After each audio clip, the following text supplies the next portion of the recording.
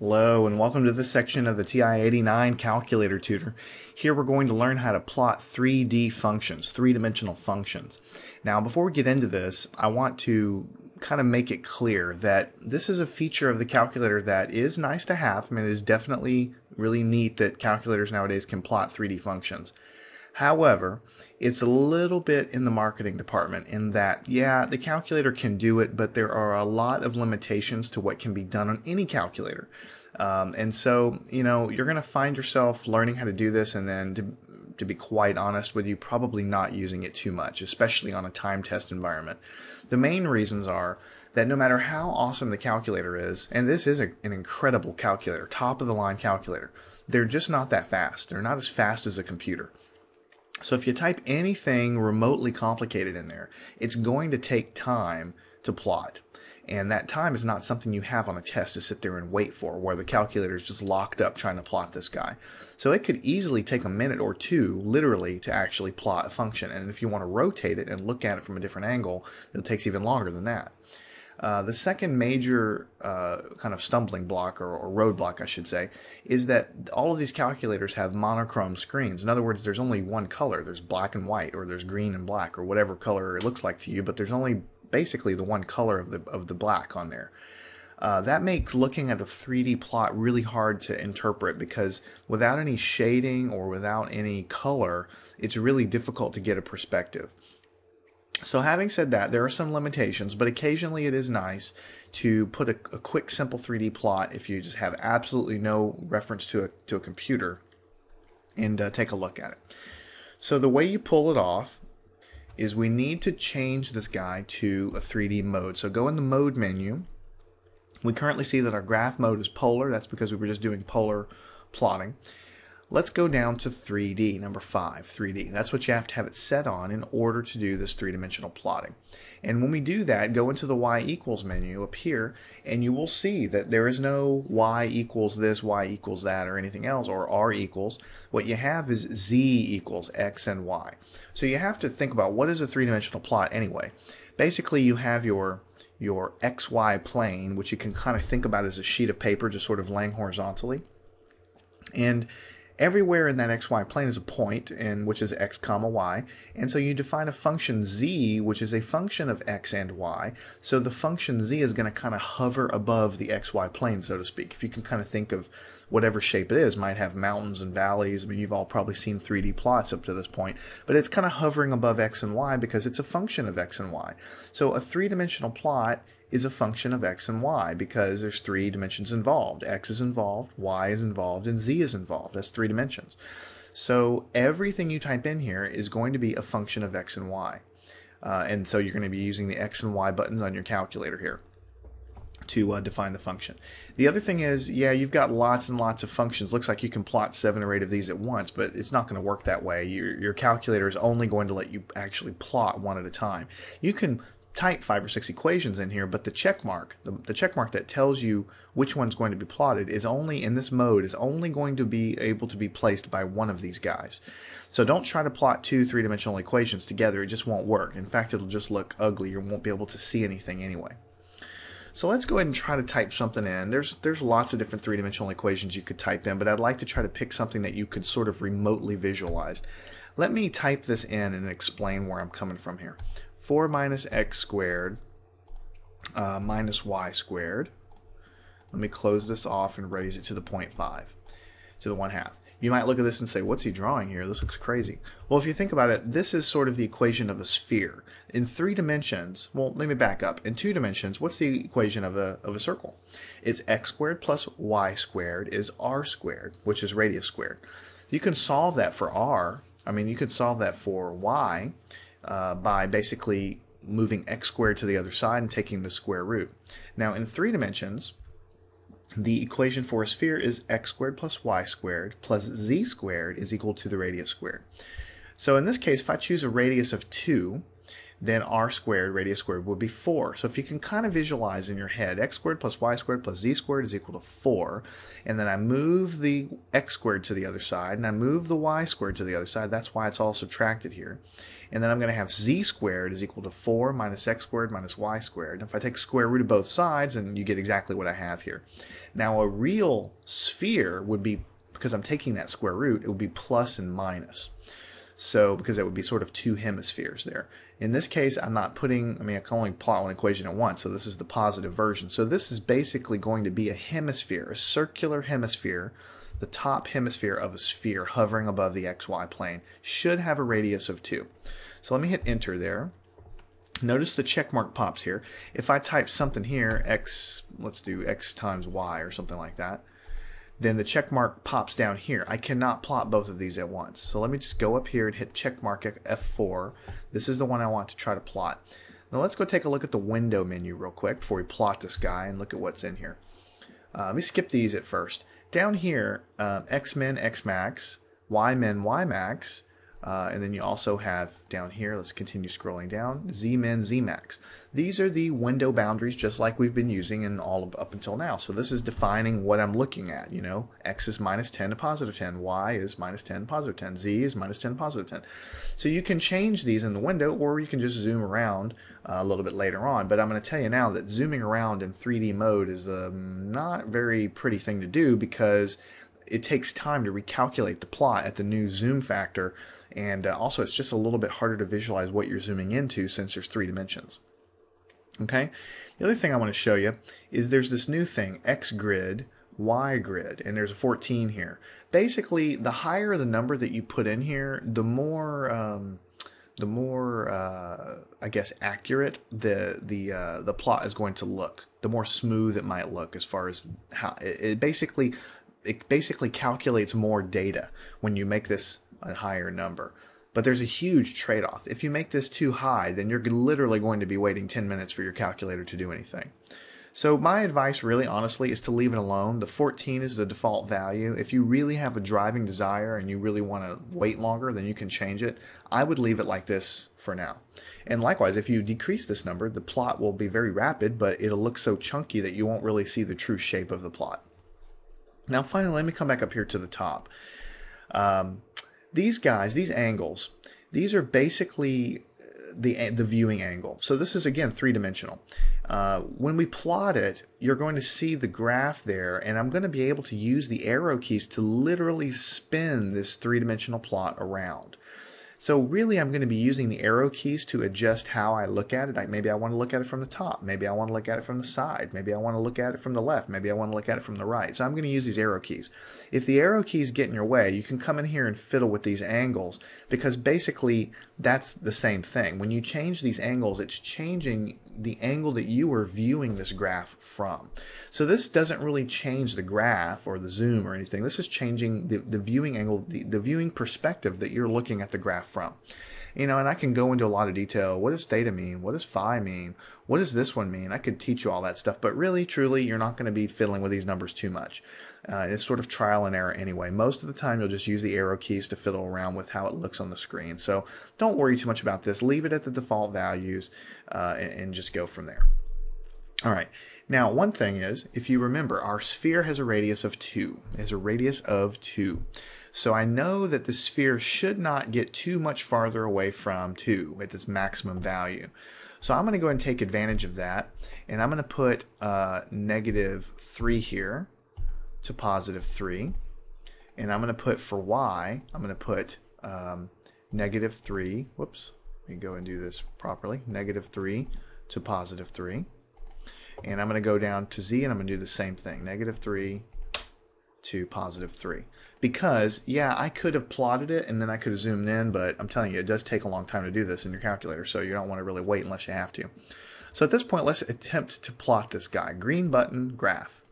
We'll go ahead and think about it. Now, it says recalc, and see how it's taking its time. 13%, 20%, 26%. So it's going to climb up to 100%. After it does this, it's going to go calculate a wireframe, and you'll see another percentage. And this is a relatively simple equation. There's no sines or cosines. There's no huge powers in there. pretty straightforward, but it's got to calculate everything in 3 dimensions. So the wireframe gets built, and here is the plot, right? Now, it sort of does look like a hemisphere, right? If you think about it, if you can sort of, it looks squished, I'll give you that. But if you look at it, it's kind of curved on the top. You can kind of see a little curvature going on there. Now, notice that there are these grids in there. These grids are basically the chunkiness I was talking about. If you go back to the window menu, the 14, if you increase this number, the 14, even more, then the grid spacing you'll have more and more data here, so you'll have the little rectangles here will look smaller and smaller, but it'll just take so much longer to graph. Now, I do have to say, one thing super cool about this is that you can interact with this graph. If you press the right arrow key, you can kind of rotate this 3-dimensional graph. If you want a little bit of a top perspective, or I should say rotate it where you're looking from underneath, you can do that. You can go down below, rotate it the other way, and look at it kind of from the top. So we're kind of looking almost like at the top of a basketball here. So that is pretty neat. If you want to zoom in, you could hit zoom in, and you could tell it where you want to zoom into. You could do this guy. This is the new point I want to zoom into, and it'll recalculate. I don't want to wait for it to recalculate, but I'm just letting you know you can zoom in and out, but every time you do that, you're going to have to wait for that whole processing in.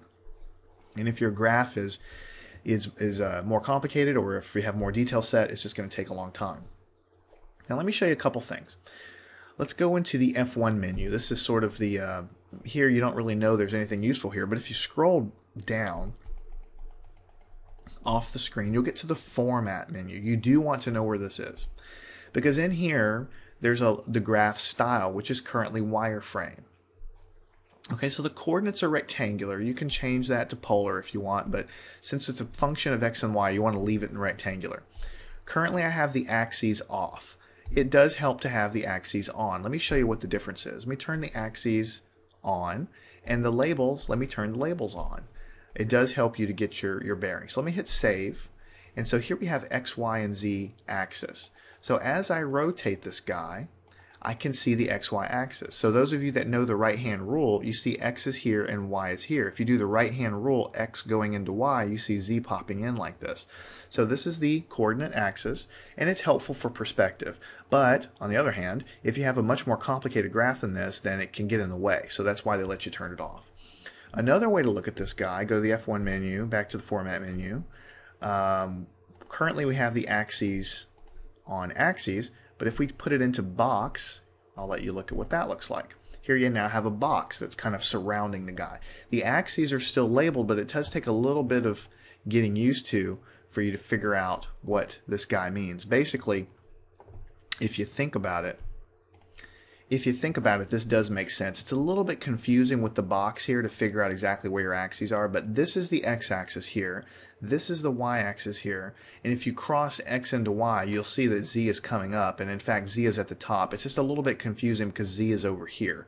But really this is z, x, and y, but the box is sort of drawn around there to give you a little bit of perspective more than anything else, and it is also a little bit confusing in that in real life, X, Y, Z, they do go through the middle here. The origin is over here at the middle.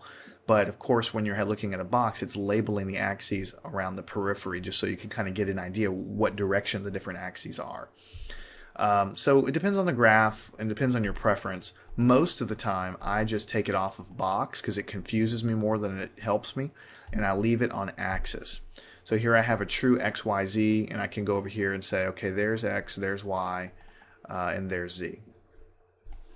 Now let me show you one neat feature of the calculator. You can rotate it like this, but if you press the X or the Y or the Z button, it's going to automatically recenter the axis around that point, or the view around that point. So if we hit X, then it automatically changes the view so that we're looking down the barrel of the X-axis. Here is Y out here, here is Z above it. So we're looking again down the barrel of the XY axis, and you can kind of see that as we rotate it. Maybe I'll give you a little bit of perspective so that you can kind of see how that looks. There's X, there's Y, there's Z. But if we hit X, we're looking directly down the barrel of the X-axis. If we hit Y, we're looking directly down the barrel of the Y-axis. And to get some perspective with what that looks like, I'll just turn it like this. So that's the y-axis there. And if you hit Z, you're looking directly down from the top. So you're looking down the top of this basketball or whatever. This is the basketball surface area here.